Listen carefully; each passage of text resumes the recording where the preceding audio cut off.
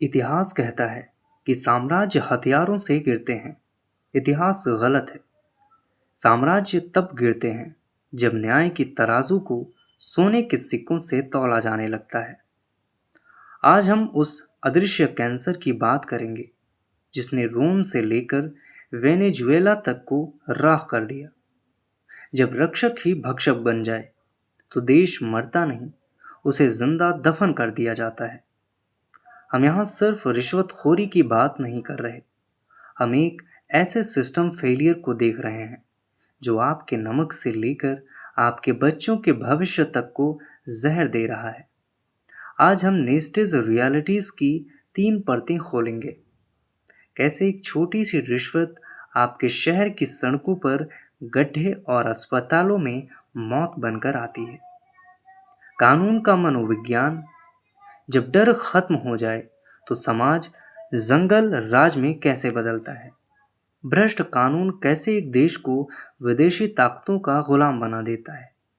अगले 15 मिनट में आप समझ जाएंगे कि एक भ्रष्ट दरोगा या जज सिर्फ अपराधी नहीं बल्कि देश का जल्लाद है। तारीख 2000, देश नाइजीरिया या शायद हैती। नियम टूटते हैं, फाइलें चलती हैं। पुलिस का काम सुरक्षा नहीं वसूली है। अपराधी राजनीति में आते हैं। जेल के दरवाजे पैसों से खुलते हैं। विदेशी कंपनियां भागती हैं। निवेश शून्य, मुद्रा गिरती है, भूख बढ़ती है। दंगे शुरू, सेना आती है, लोकतंत्र खत्म। एक हस्ताक्षर, एक रिश्वत, पूरा देश बर्बाद। न्याय वह पवित्र अग्नि है जो समाज के अंधकार को मिटाती है, लेकिन जब कानून के रखवाले ही उस अग्नि में भ्रष्टाचार का तेल डालने लगते हैं तो वह आग सब कुछ भस्म कर देती है। एक समाज तब तक जीवित है जब तक गरीब को यह विश्वास है कि उसे अदालत में सुना जाएगा। जिस क्षण यह विश्वास मरता है उसी क्षण अधर्म का जन्म होता है। भ्रष्टाचार केवल धन का हेरफेर नहीं है, यह एक राष्ट्र की आत्मा की हत्या है। जहां सत्य को अंधेरी गुफाओं में जंजीरों से जकड़ दिया जाता है। गांव का नाम धर्मपुर था, पर अब वहां धर्म का बस नाम ही बचा था। गांव के मुहाने पर पुलिस की चौकी थी, जिसे लोग यमराज की कचहरी कहते थे। दरोगा हवलदार सिंह की मूछें जितनी नुकीली थीं, उनकी नीयत उतनी ही टेढ़ी। उनके लिए कानून एक ऐसी गाय थी जिसे वो हर दिन दूहते थे। कहानी शुरू होती है होरी नाम के एक सीधे साधे किसान से। होरी की कुल जमा पूंजी उसकी 2 बीघे जमीन थी।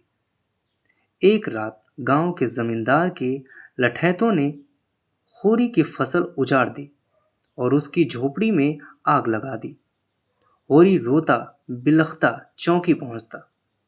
उसे लगा कि कानून के हाथ लंबे होते हैं, शायद उसे न्याय मिलेगा। दरोगा जी ने चिलम का कश खींचते हुए कहा, होरी रिपोर्ट तो लिख लूंगा, पर कागज बहुत महंगे हो गए हैं, 100 रुपए लगेंगे। होरी ने कांपते हाथों से अपनी पगड़ी उनके पैरों में रख दी। हुजूर, घर जल गया, दाने दाने को मोहताज हूं। दरोगा जी हंसे।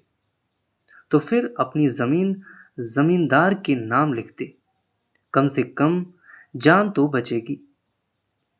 यही वह पल था जब एक देश की बर्बादी शुरू होती है। जब कानून रक्षक नहीं दलाल बन जाए तो समाज की आत्मा पर मर जाती है। होरी को न्याय नहीं मिला, बल्कि उसे थाने से डंडे मारकर भगा दिया गया। उधर जमींदार ने दरोगा की जेब गरम की और होरी की जमीन पर कब्जा कर लिया। देखते ही देखते धर्मपुर की हवा बदल गई। नौजवानों ने देखा कि पसीना बहाने से रोटी नहीं मिलती, बल्कि जी हुजूरी और रिश्वत से महल बनते हैं। स्कूल का मास्टर जो कभी बच्चों को ईमानदारी सिखाता था, अब खुद दफ्तरों के चक्कर काटते काटते थक कर बच्चों से जुगाड़ की बातें करने लगा। एक दिन गांव में आग लगी। दमकल की गाड़ी नहीं आई क्योंकि ड्राइवर को रिश्वत नहीं मिली। अस्पताल में दवाइयाँ नहीं थी क्योंकि डॉक्टर ने उन्हें बाजार में बेच दिया था। गांव में सड़कें कागजों पर तो बन गई थी, पर असलियत में धूल उड़ रही थी। जब कानून मर गया तो डर भी मर गया। अब अपराधी खुलेआम घूमते थे और शरीफ आदमी अपनी ही परछाई से डरता था। धीरे धीरे धर्मपुर वीरान हो गया। लोग शहर भाग गए, पर वहां भी वही हाल था। कहें तो जिस देश का न्याय बिकने लगे, उस देश को किसी दुश्मन की जरूरत नहीं होती। वह अपनी ही बुराइयों की आग में भस्म हो जाता है। होरी आज भी अपनी उजड़ी हुई जमीन पर बैठा आसमान की ओर देखता है। वह सिर्फ अपनी जमीन नहीं, बल्कि उस खोए हुए विश्वास को ढूंढ रहा है जो भ्रष्टाचार की भेंट चढ़ गया।